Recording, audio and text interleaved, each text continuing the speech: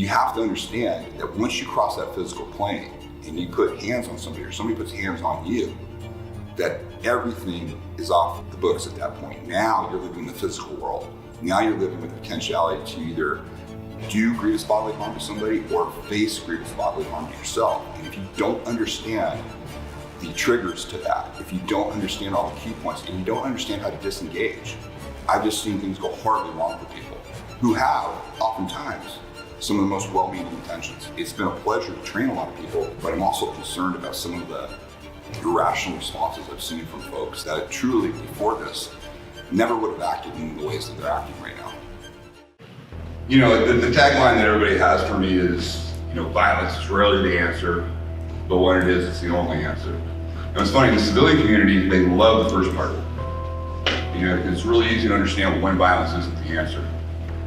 What everybody has difficulty with is the other side of it. When it is the answer, it's the only answer. And how do you define that? That to me is the most interesting question. Most importantly, the reason we should look at these guys is because violence is their currency. Nothing happens without the successful threat of violence, and then rarer than you think, the actual use of violence to enforce it. Why? Violence allows them to run the yard, violence allows them to run the streets, violence allows them to make money.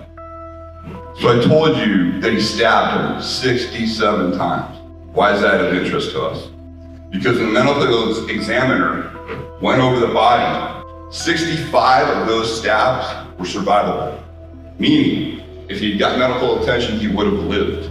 Only 2 of those 67 were abuse. And what did it come down to? It came down to targeting, where to go on the human body, anatomy, which at this level, they don't have that.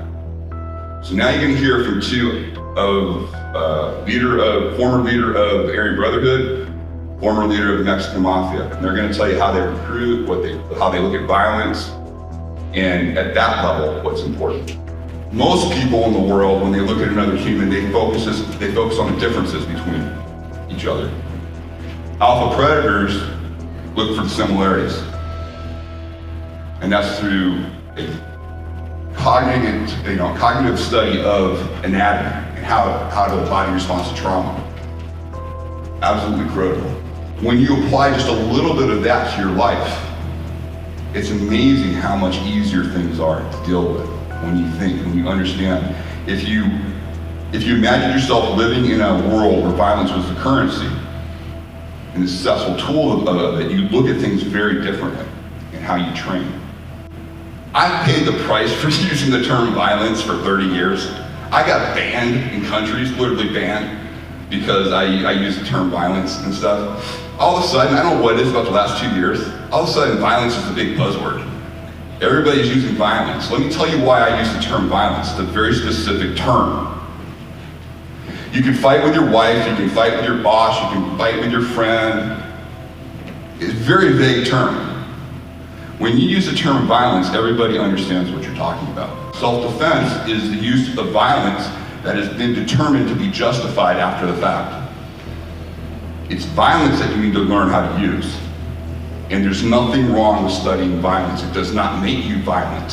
What I often see is I see a lot of people getting really efficient at the wrong things that will not get a result. So really what you have to look at first and foremost in your training is, do you have the right principles? Have you laid those out, and are you getting efficient at those principles and the execution of those principles?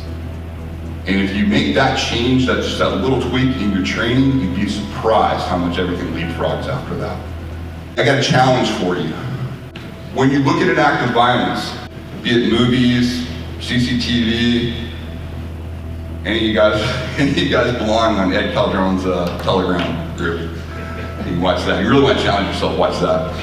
When you look at an act of violence, understand one thing. There is nothing to be learned from the victim's perspective. Nothing.